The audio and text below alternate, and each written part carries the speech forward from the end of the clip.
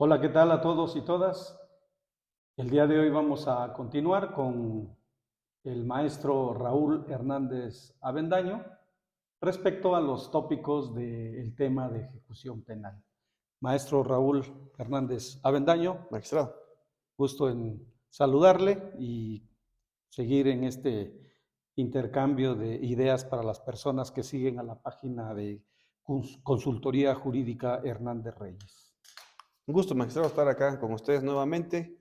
Un saludo a todos los que nos escuchan y nos ven. Y a la orden, a la orden. Pues la charla pasada hablamos de algunas generalidades del tema de ejecución, que nos hizo usted el favor de aportar su experiencia, sus conocimientos, y para dar continuidad al hilo conductor, al hilo argumentativo de su brillante exposición, le preguntaría, maestro Raúl, ¿cuáles son los principales cambios que implementa la Ley Nacional de Ejecución el día de hoy? Sí, sí, maestro. Yo creo que los principales cambios que pues introdujo la Ley Nacional de Ejecución Penal respecto de nuestro anterior modelo, porque vamos a llamarlo así, un modelo nuevo con la Ley Nacional y un modelo anterior de la Ley Nacional, es que las condiciones de internamiento de las personas privadas de libertad pasaran a manos de los jueces, ¿no? Sobre todo de los jueces de ejecución, o más que nada, sobre todo, de exclusiva competencia de los jueces de ejecución. Porque esto qué quiere decir? Que antes de la ley nacional, los jueces de ejecución solamente tenían bajo su responsabilidad a las personas sentenciadas. Y ahora, con la ley nacional de ejecución penal, como maneja condiciones de internamiento a la ejecución material de la prisión, sin importar si está sentenciado o no, sino que simplemente se encuentre en prisión. Entonces, las personas procesadas privadas de libertad que antes estaban en un limbo porque no tenían un juez natural, que la anterior charla platicábamos, como usted acertadamente decía, un juez natural, no había para las personas procesadas porque ellas, al no ser sentenciadas, no estaban bajo la responsabilidad de un juez de ejecución, porque como recordemos antes se le llamaba juez de ejecución de sentencia, juez de ejecución de sanciones, es decir, no hacía referencia a la prisión. Ujú. Y ahora, como se llama juez de ejecución penal, uno de los principales cambios es ese, ¿no? Que son las condiciones de internamiento de todas las personas privadas de libertad que se encuentren en un reclusorio, ¿no? Ese es el primer cambio. El segundo cambio sería el plan de actividades, es decir, en la Ley Nacional de Ejecución Penal elimina el tratamiento progresivo clínico que antes se existía, de decir, cuando una persona entra al reclusorio, se le implementa un tratamiento. Sobre todo se le implementaba el tratamiento si ya había sido sentenciado. Si no había sido sentenciado, ahí no se aplicaba nada o no se le decía tratamiento, pero tenían actividades los procesados, ¿no? Pero el detalle es que el tratamiento era progresivo, es decir, se trataba como de curar a las personas por una cuestión clínica cuando su problema era jurídico. Entonces, la Ley Nacional de Ejecución Penal elimina esa idea, ese concepto, y lo que introduce es un plan de actividades. Y el plan de actividades no viene a sustituir al tratamiento, sino que es una nueva figura de la Ley Nacional de Ejecución Penal. Y por último, yo creo que otro cambio importante, que son los pilares de la Ley Nacional, sería lo del juez por reclusorio, ¿no? Establece la Ley Nacional de Ejecución Penal como paradigma, que no lo hemos entendido bien, me parece, en las entidades federativas y sobre todo el Poder Judicial Federal, como paradigma de que el juez del reclusorio sea el que resuelva la mayor cantidad de controversias posible, ¿no? O si no es que todas. O sea, la idea es que haya un juez por reclusorio y que el fuero del reclusorio sea el que determine la competencia del juez de ejecución. Esto quiere decir que si estamos ante un reclusorio federal, sea un juez federal el que resuelva todas las controversias de las personas privadas de libertad en ese reclusorio federal. Ese sería el paradigma hacia donde tendríamos que llegar. Tal vez por el cambio de modelo hay resistencias o preguntas para decir, oye, ¿y qué pasa con este tema u otro? Pero me parece que el faro está hacia allá, es decir, el fuero del reclusorio determine el fuero del juez de ejecución competente, ¿no? Y ahorita no está así, lamentablemente hay una distribución de competencias que lo que hace es confundir mucho tanto a los jueces, defensores y autoridades del reclusorio. No se diga a los internos, ¿no? Que no saben a quién acudir con sus peticiones. Sobre todo en los reclusorios federales se da mucho que los internos por ellos mismos de mano propia manden sus peticiones y muchas veces no saben a quién mandarla y le prueban con uno y le prueban con otro hasta que les contesten, ¿no? Pero esos serían los tres cambios que están todavía pendientes de desarrollarse y consolidarse, ¿no? Condiciones de internamiento, plan de actividades y juez por reclusorio, ¿no? Maestro Raúl, de su respuesta me surgen dos inquietudes. Voy a empezar por la última, la más reciente. Cuando usted dice atendiendo a la naturaleza del fuero del reclusorio, si es federal, esto implica que un juez federal debiera de conocer de los conflictos, controversias que se den, ya sea reos que están en el ámbito federal y reos en el ámbito local, ¿así sería? Sí, esa sería la idea de que es como esta taza, ¿no? Que tan bonita que tenemos acá. Aquí ese es el reclusorio y todo lo que esté en este reclusorio sea competencia de un solo juez, pues, para que así los internos, las autoridades administrativas del reclusorio, los custodios, los visitantes, todos sepan a quién acudir. Entonces, si este reclusorio es federal, el que debería resolver todas las controversias es el juez federal Sin importar. sin importar que al interior haya internos del fuero común, ¿no? Ah, ok. ¿Por qué? Porque lo que va a haber lo que cambia es la materia, ¿no? Lo que cambia es la materia porque lo que va a haber, por ejemplo, va a ser cuestiones de visita, ¿no? O de alimentación, o de agua, o de trabajo. Entonces, no importa que sea un procesado o sentenciado del fuero local o federal, al estar en el mismo reclusorio su problema es el mismo, pues es decir, las reglas para visitas son las mismas, la alimentación pues es la misma, no va a cambiar por ser de un fuero u otro, la alimentación y el trabajo pues son determinadas por las capacidades que tenga o no ese reclusorio, entonces su problema es el mismo y por eso debe ser visto por un mismo juez, ¿no? Relacionado con esta respuesta y también la otra pregunta es si de estas innovaciones, de estos cambios, eh, eso se entendería que el juez de ejecución penal debería de ser competente para las cuestiones de los que están siendo procesados, Sí, efectivamente, ese sería o el juez de control, porque ahí yo tendría esa esa, inquietud, la hemos vivido con ujú. criterios dispares que han existido, ¿no? Sí, sí, un ejemplo o una hipótesis que podríamos marcar ahí sería que como habíamos dicho, que el juez de ejecución es el que vigila la ejecución material de la prisión, entonces vamos a ponernos en la sentencia, ¿no? Un juez de proceso dicta sentencia. El juez de proceso no vigila que se ejecute esa sentencia, lo vigila el juez de ejecución. Si pasamos esta hipótesis al juez de control, que dicta el auto de vinculación y la medida cautelar, y decimos entonces el juez de control que vigile la medida cautelar y el auto de vinculación, lo mismo tendríamos que aplicar con el juez de sentencia, ¿no? Que el juez de sentencia vigile su propia sentencia.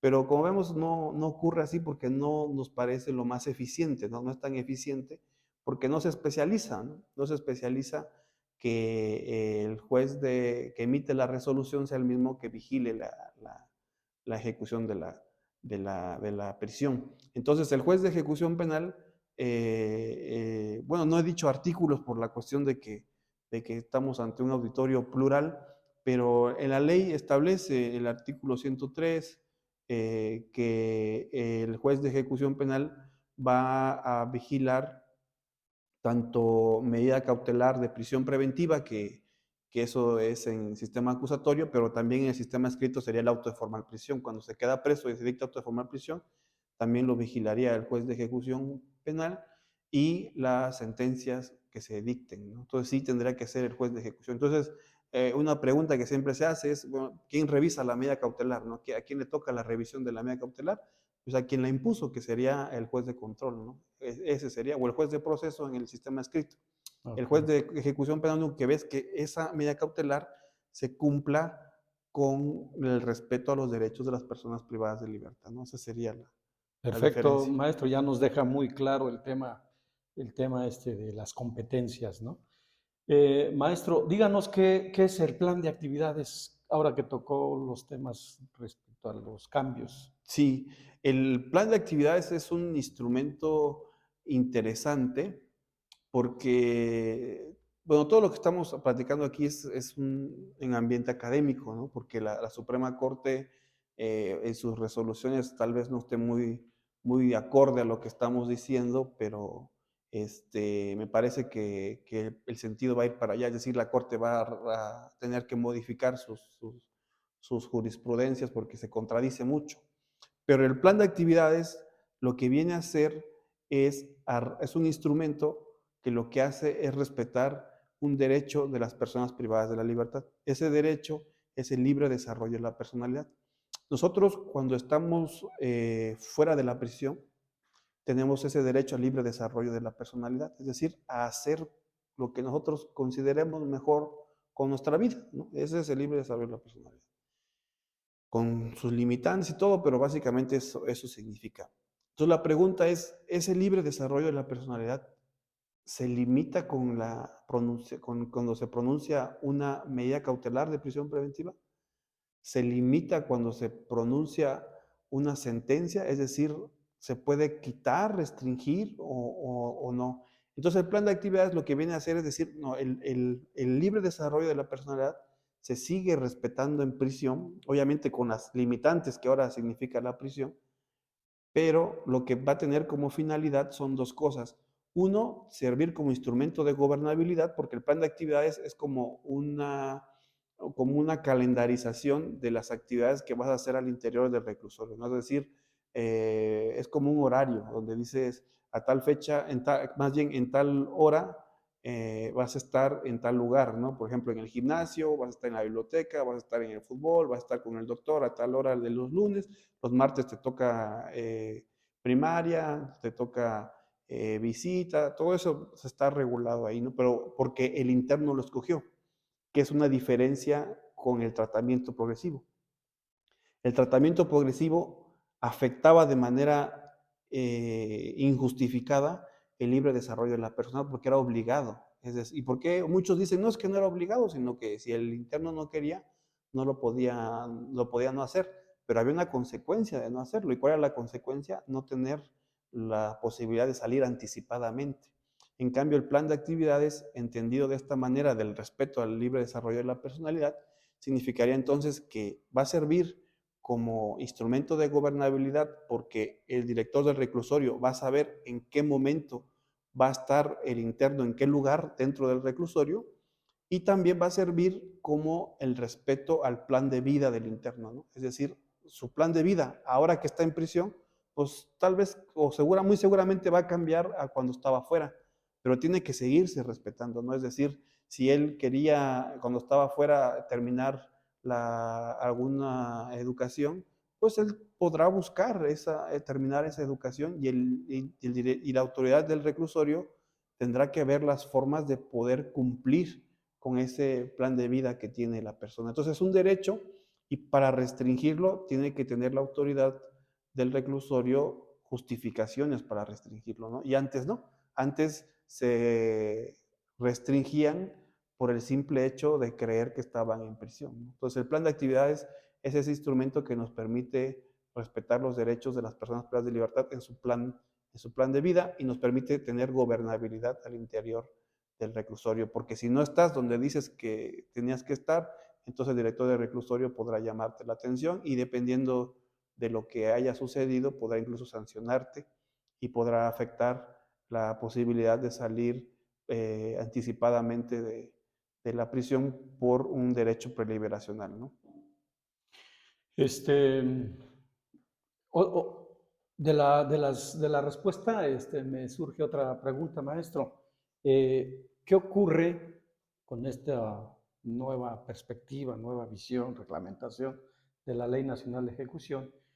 ¿Qué ocurre con las leyes anteriores a la ley nacional en cuanto a los beneficios que tienen los reos en este caso, ¿no? Sí, sí, sí, magistrado. Aquí es importante, ¿no? Porque tiene uno que partir de la idea de si la Ley Nacional de Ejecución Penal es derecho penal o no. Y si nosotros nos decimos, ¿sabes qué? Si es derecho penal, la pregunta es, ¿la norma penal cuándo cobra vigencia la norma penal? Y nosotros en nuestro artículo tercero de nuestro Código Penal del Estado, para mí es muy claro y dice, la norma penal es aquella que se surge en el momento en la comisión del delito, ¿no? Esa es la norma penal.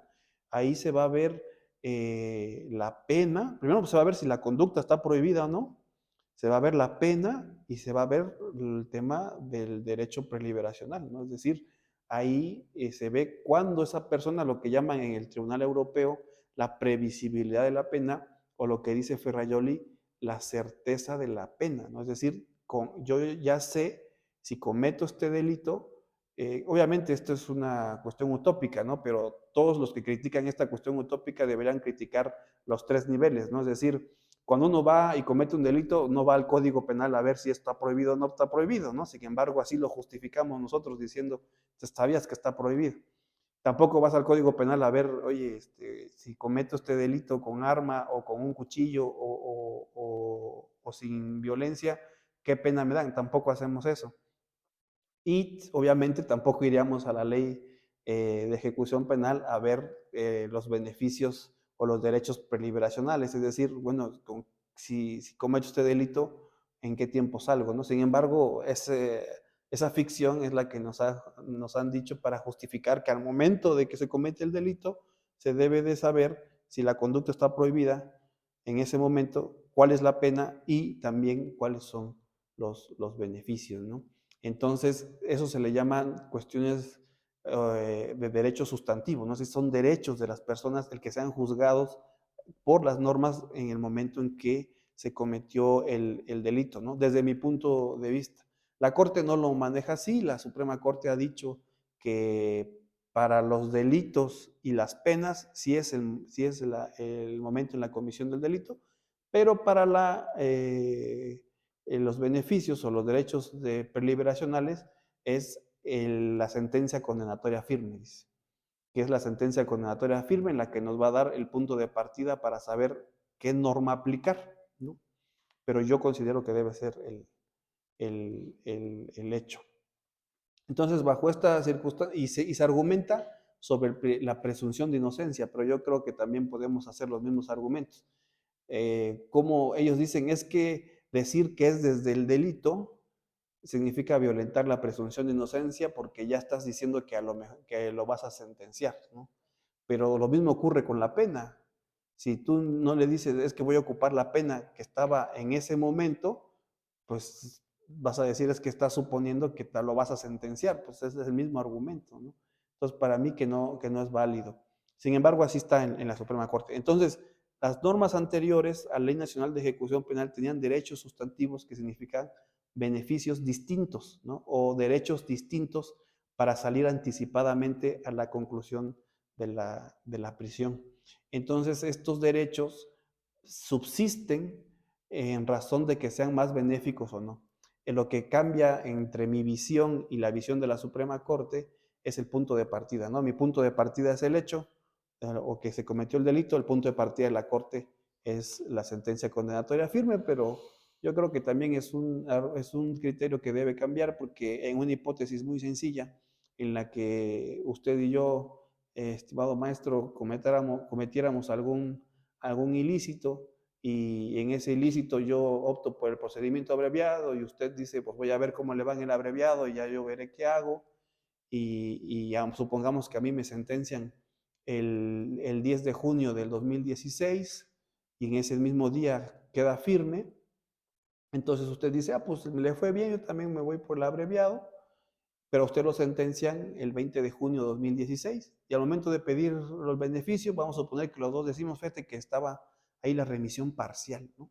Vamos los dos a pedir la remisión parcial, los dos cometimos el delito, estábamos en el mismo lugar en el mismo momento, somos coautores del delito, vamos a pedir la remisión parcial. Y resulta que sale el juez de ejecución con la jurisprudencia de la Corte diciendo, fíjese que a ti sí te toca la remisión parcial porque tu sentencia condenatoria firme fue antes de ley nacional, 10 de junio de 2016, pero a usted no le toca remisión parcial porque su sentencia causó firmeza posterior a Ley Nacional de Ejecución Penal, 20 de junio de 2016. Entonces, para mí eso es contradictorio, ¿no? Es contradictorio de derechos. Si somos coautores del delito, lo cometimos en el mismo momento y simplemente por la fecha de la sentencia tenemos diferentes derechos a acceder, ¿no? Sería difícil. Y otras hipótesis en amparo, ¿no? Imaginemos que llega la sentencia firme, como sabemos, es la doble confirmación, ¿no? Es decir, segunda instancia confirma o no lo recurro, confirma. Pero puede que se haya recurrido, segunda instancia confirmado, y después de un tiempo se hayan ido al amparo, reponer procedimiento y otra vez, y eso provocaría que la firmeza de la sentencia cambiara, ¿no? Entonces me parece que el punto de partida de la firmeza de la sentencia no es el más adecuado, sino que sería el del hecho, porque el hecho no se mueve, ¿no? El momento del hecho es inamovible, cuando se cometió el delito, ¿no? Ese sería el tema. Perdón, maestro, este tema, esta conclusión respecto al análisis de- del que está usted haciendo, tendría que ver si consideramos que la ley sustantiva, el Código Penal, eh, rige el principio de retroactividad y una ley procesal no le rige el principio de retroactividad. Y aquí tendríamos que tal vez concluir, de acuerdo a la respuesta y a su visión, maestro, que la ley de ejecución nacional, si bien es cierto, es una norma procedimental, pero también se tienen derechos sustantivos. Estaría en función de si opera la retroactividad en esta o cómo opera la retroactividad en norma sustantiva, código penal, ¿no? Sí, efectivamente, magistrado, como lo dice la Ley Nacional de Ejecución Penal, tiene normas sustantivas, es decir, se pudo haber sacado un Código Nacional de Ejecución Penal y un Código Nacional de Procedimientos en Ejecución Penal, ¿no? Y establecer ahí los derechos de las personas privadas de libertad en el Código Nacional de Ejecución Penal y los procedimientos en el Código Nacional de Procedimientos en Ejecución Penal. Sin embargo, lo que hizo el legislador fue sacar una ley nacional de ejecución penal donde ahí juntó derechos y procedimientos, ¿no? Entonces, el artículo primero de esa ley, pues nos establece eso, nos establece que van a haber derechos de las personas privadas de libertad y también van a regularse sus procedimientos para hacer valer estos derechos y estas obligaciones. Entonces, efectivamente, es una norma sustantiva y es una norma adjetiva también, ¿no? Y muchas veces, por eso es que yo creo que la Suprema Corte confunde en que la Ley Nacional de Ejecución Penal sea una norma adjetiva o puramente procesal, y no es así, ¿no? Sino contiene derechos y contiene obligaciones que la hacen sustantiva y que la misma Corte ha dicho que son derechos sustantivos, los beneficios preliberacionales, como les llama, y como yo les llamo, que son derechos preliberacionales, ¿no? Que es una forma de ver la ejecución penal, ¿no? Yo considero que son derechos porque llamarle beneficios por tener una cuestión instrumental choca con la dignidad humana. La dignidad humana, si bien no está definida por nuestra Constitución, sí ha estado definida por otros ámbitos como la doctrina, como la jurisprudencia de la Corte y de la jurisprudencia de la Corte Interamericana, que se resume para todos nuestros acompañantes que no sean abogados, se resume básicamente la dignidad humana en no ser tratado como una cosa. Eso es básicamente la dignidad humana. Y el no ser tratado como una cosa significa que no sirvas como instrumento para beneficio de otro, ya sea individual o colectivo.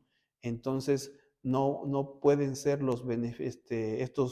estas posibilidades de salir antes de prisión tratarse como beneficios, como algo instrumental o como condicionado a que te arrepientas o a que no vuelvas a delinquir, porque diciendo que es en razón de la seguridad de la sociedad, porque eso te vuelve un instrumento, te vuelve una cosa, no te cosifica.